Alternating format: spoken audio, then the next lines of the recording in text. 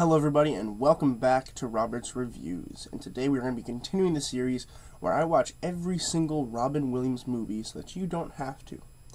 Although you're going to want to watch this one.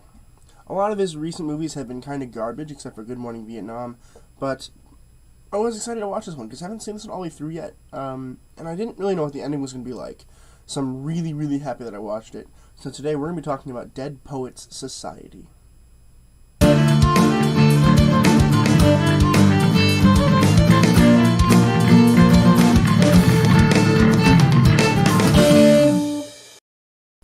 Dead Poets Society was released in 1989. It was written by Tom Schulman and directed by Peter Weir.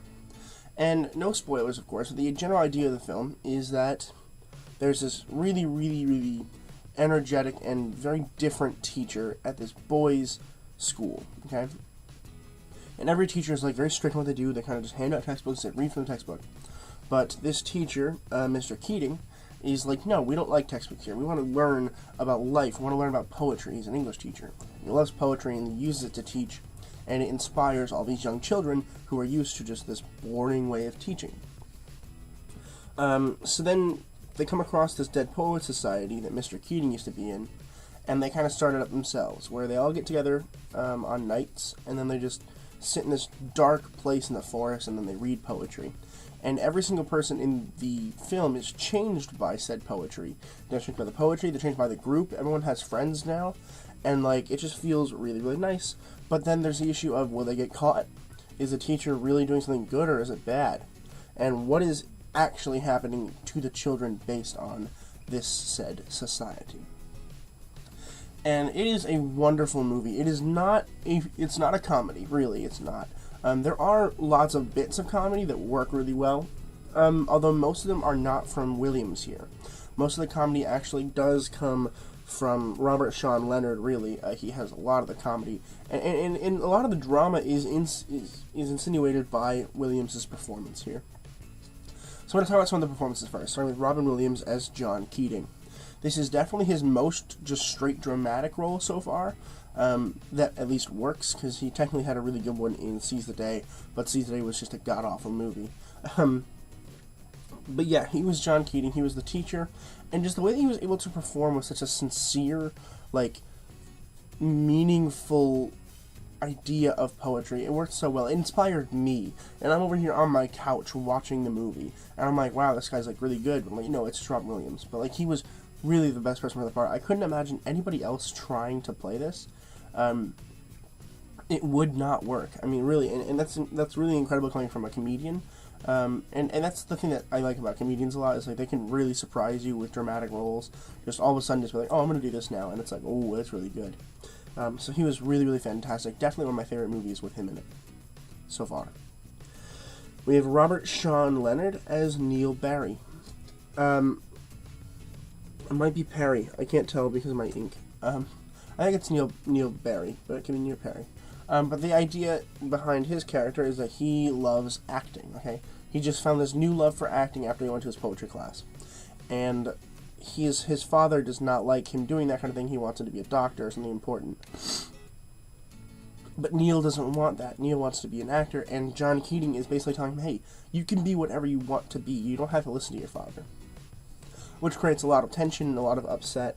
And there's just a lot that happens that like really will blow your mind. I can't tell you everything because it would spoil everything, but it is truly beautiful. And it's a lesson for fathers, and it's a lesson for children.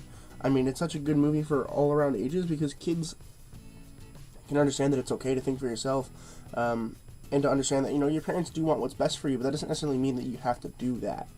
And parents will learn to be a little bit less strict on their kids and understand that it is their life. There's nothing you can really do to continue their life after they are graduated, right? It's like you help them as best as you can, and they're gone, they're on their own. But I think Robert Sean Leonard was really incredible here. He's a lot younger in this film than he is now, of course. But he was really solid for a child performer. I'm sure he had lots of roles around that time. I've never seen him before. This is my first time. I know he was on House, but I didn't really watch House, so this is like my first time actually seeing him, so that's pretty incredible. And we have Ethan Hawke as Todd Anderson. He actually didn't have a huge role in this until later on in the film, but like you can see that from the beginning, like, we really focused in on him, like, with camera movements and all that kind of thing. So we knew he was going to be a big character, but, like, he really wasn't for the longest time. But he is just a shy character who doesn't really want to do anything with the Dead Poets Society. He doesn't really want to do anything, but then eventually becomes, like, the leader of it because he realizes that that's where he belongs. And I love Ethan Hawke. I haven't seen any of his, like, older stuff, but, like, all his stuff when he was younger, like, I love that kind of thing. I love all his young stuff. And this is definitely included in that. He was really, really phenomenal here.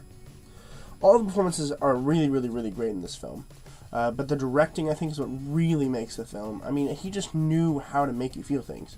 He had a lot of foreshadowing, and they did a lot of really, really good camera movements. Like, when Keating would talk about poetry, oftentimes we wouldn't actually focus on him. We would focus on something else, and it would retort back to that later on. And it's so smart. The directing is so, so smart. The writing is perfect. I really couldn't imagine this getting any better. It's just a really, really fantastic film that I think everyone should really watch. If you die without watching this movie, I feel bad for you. It is such a fantastic film. So I have to give Dead Poets Society an A+. I have to. It is such a perfect movie. I do think that it is my favorite Robin Williams movie so far. I think it did cross The World According to Garth. Just barely, but it did. Very, very great film. As far as I know, it is still on HBO Max, I think. No, I had to rent this one. It's not available there. I'm going to buy this on Blu-ray very soon, because I love it. But let me know in the comments below what you guys thought of Dead Poets Society.